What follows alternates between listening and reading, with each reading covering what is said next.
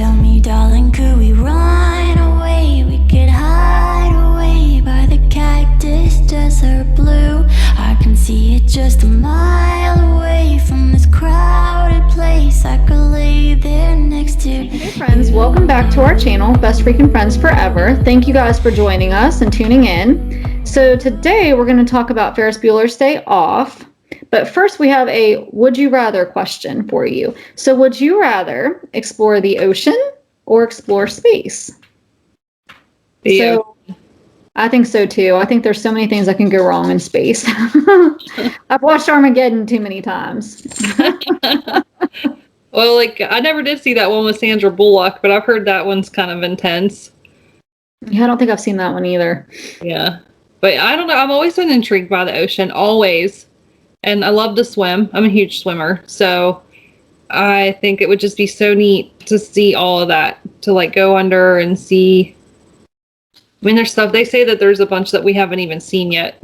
Mm-hmm. Well, and I feel like there's so much more that's unexplored. I mean, in both places, space and the ocean. But I don't know. Both of them are volatile places, I'd say. I mean, you can get in trouble in both places and be stranded. Yeah. I don't know. The ocean's just intrigued me more than space. I never was real. I mean, like, yeah, it's cool to look up at the stars and stuff and think about it, but it was just never.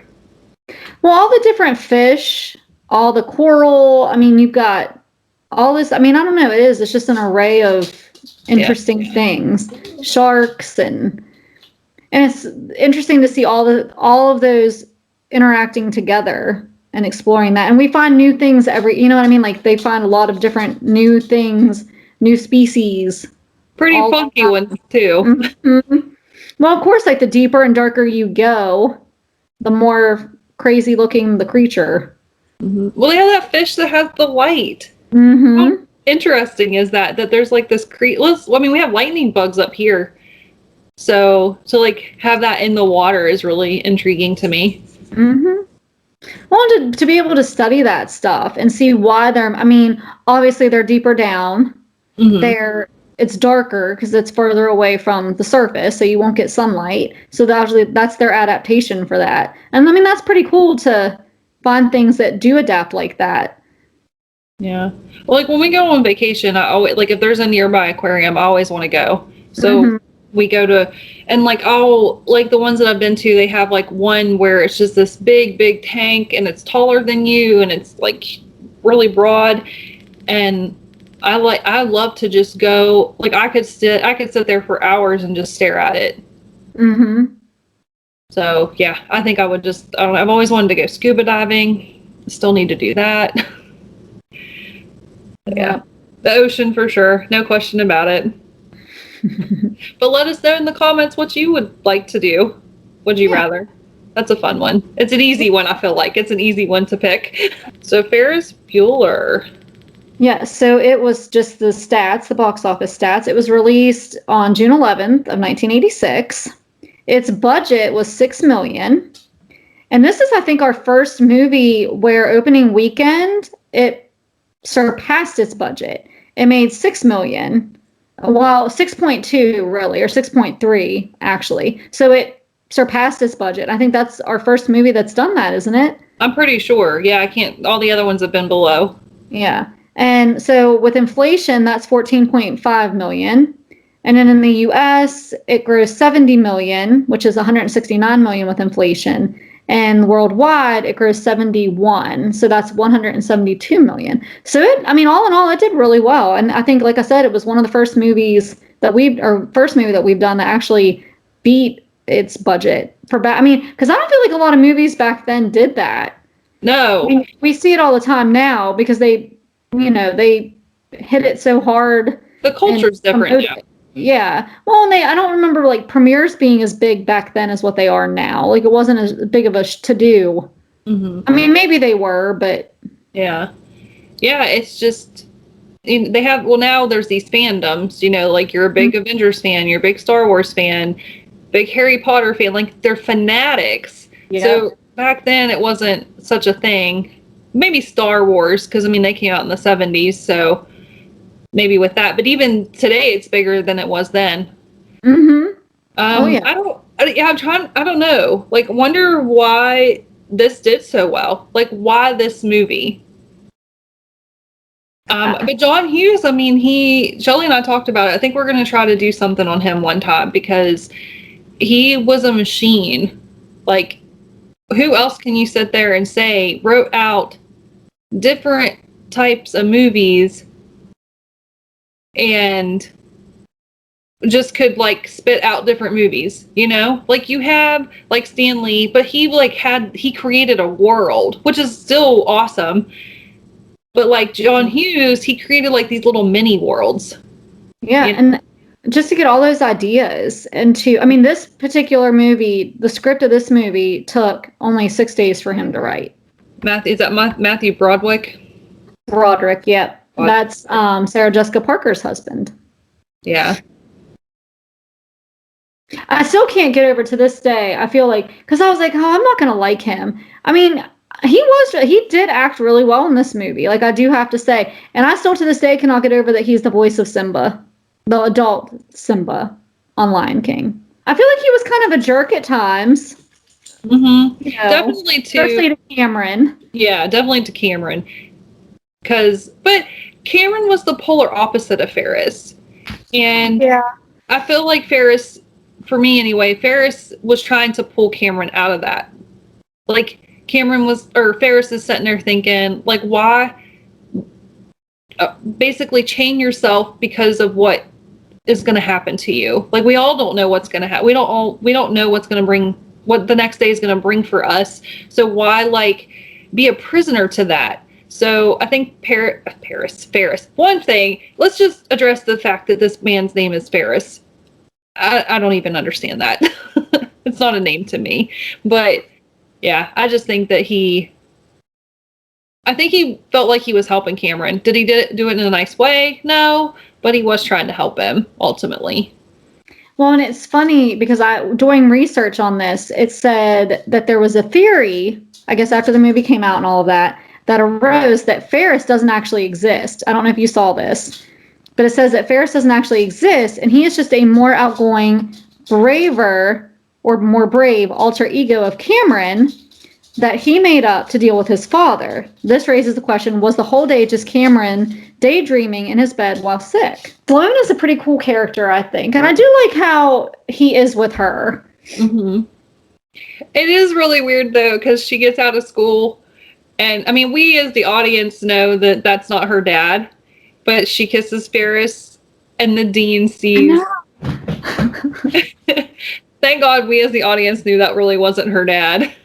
Yeah, because that would have... Well, even he, like, I'm sorry, but if I would have been the principal or even the teacher watching that, I would have been like, like, you come back in here, like, we're going to talk, like, something's going to happen. Yeah, because all he said was, so that's how they do it in that family. Yeah, and I'm like, yeah, no. And then Jennifer Grey. Mm-hmm. I love her. She's so pretty. But yeah, she is so upset with Ferris. Like, he gets I feel like that's me. Like, I feel like I am... Well, she plays Jennifer. Yeah, she plays Jennifer. Or no, her name's Jeannie. Sorry. Yeah. Jeannie is her name. Yeah. I feel like I'm a Jeannie. Like, if it's going to go wrong, it's going to happen to me. If I'm going to get caught, it's going to be me. Like, I am her, for sure. And my brother could get by, I don't know. Like, my brother could get by with anything, but I would be the one that would get caught. And and like we talked about the scene with her and the dean and how he had broken into their house and she attacked him and called 911. But I don't understand why she didn't recognize him. Yeah, I don't know. I wondered that too. Well, it was crazy because when she called the police, she was explaining to them that it was a white Caucasian male. And I guess when you're in that kind of situation and it's probably a blur to you. So I guess that's probably why that she didn't really know who it was until she found the wallet at the end. Mm-hmm. And she kind of gets on Ferris's side of things. It was funny because I guess when she kicked him, it makes it look like she kicked him 3 times. And that was done in the editing room. So there was only one kick that was filmed, And I guess Ferris and Sloane's kiss in front of Rooney was really actually just a brief kiss, but it was later edited into a long kiss scene in the film. So what amazing things editing can do. Yeah. So what was your favorite part? I mean, I think it's kind of funny when Jeannie tells him, or the principal or the dean, you know, that he has or she has his wallet and he's getting on the bus at the end. I mean, I don't know. I feel like, I don't know. I don't really have a favorite part, I'd say, I guess. What was yours? I like the parade scene. Yeah. And in the parade, that's really fun. I don't know. I want to be more like Ferris. Like, I want to be that person, not like in a rude way, but I don't know, like to just throw caution to the wind. And like, he would always do these tricks where like he had Cameron call the dean to get Sloane out of class. And so he said, the dean thinks that it's Ferris, and Ferris calls him. Like, he was always like doing those little tricks to get things going like in his favor. Well, even like when they were at the restaurant and he wanted to eat at that restaurant, he convinced the host that he was who he said he was. I don't like, I mean, I wouldn't want to go that route, but like just to kind of be more carefree and not worry about what's going to happen. Just, I don't know, I want to be more carefree and do the things. Like, I don't know, what harm is it to jump on a parade float and start singing? There's no harm in that. No, and playing all the instruments that he couldn't play. He said he could. Like, that Matthew Broderick picked up the clarinet saying he could play it, and he really couldn't, obviously. Maybe with Jeannie and Charlie Sheen, that little scene where they're talking. Because he really, I think, woke her up, too. I think he, like, kind of, that little encounter they had together kind of loosened her up, too. To not be so stiff. And maybe that's because I don't know, because I was like, did I miss it? Like, when she came back to Ferris's side of things and took up for him with the principal or with the dean. Like, yeah, I don't know what, I was like, did I miss that? Like, what happened that I don't know. Yeah, because at the end, she's racing him because he's running. Yeah, she wants to get him caught. Like, she wants to prove to her mom and dad that he skipped. Yeah. Well, that's kind of an iconic scene because a lot of shows like Family Guy have done that scene with them running through the yards. Have mocked or mimicked that scene. Well, and I think that's an iconic scene. And I think the Bueller. Yeah. Bueller. I mean, that's an iconic. And Ben Stein, I don't think they could have found anybody better to do that scene and to be that professor or to be that. But he always plays that character. He does. And because his monotone voice. Mm-hmm. I feel like it just kind of works. And I guess he really does have an economics degree. And John Hughes told him just do a lecture. So that was all ad-libbed what he was teaching. I didn't know that even though they played siblings, Matthew Broderick and Jennifer Grey would later become engaged after this movie. Yeah. Oh. So how weird. Yeah. So, but tragically, approximately a year later, after Broderick finished filming Biloxi Blues and Jennifer finished the premiere, and before Jennifer Grey's premiere Dirty Dancing, the couple was involved in a fatal crash in Ireland, where the passengers of the other vehicle, a mother and daughter, died in the accident. So I thought that was kind of interesting. I didn't know that they were together at one point. Yeah, and that probably would that would really mess with you. And really interfere with your relationship. That's really sad. Mm-hmm. And just the age differences. I didn't realize the age. Well, because Cameron, they were supposed to be 18 and Sloane was supposed to be 17. But in reality, Broderick was 23. Wow. Alan Ruck was 29.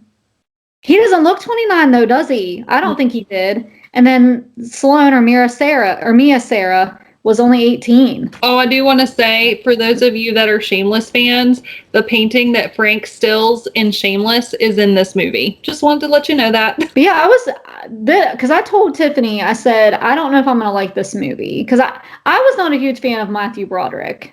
And I was like, oh, I'm not going to like this movie. But I was pleasantly surprised with it, I have to say. Well, I guess First Lady Barbara Bush paraphrased the film in her 1990 commencement address at Wellesley College. Find the joy in life, because as Ferris Bueller said on his day off, life moves pretty fast. If you don't stop and look around once in a while, you could miss it. And the responding audience, I guess, was so enthusiastic. She added, "I'm not going to tell George you clapped for me more for Ferris than you clapped for George." Yeah. But yeah, I mean, it is true. Don't let it pass you by. And I feel like a lot of people let that happen. Especially nowadays I feel like people work through their life. That was Ferris Bueller's Day Off. What do you guys think? Have you watched it? Have you not? Definitely let us know in the comments. Until next time, I am Tiffany. This is my BFFF Shelley. Join us next time, friends, for another great episode.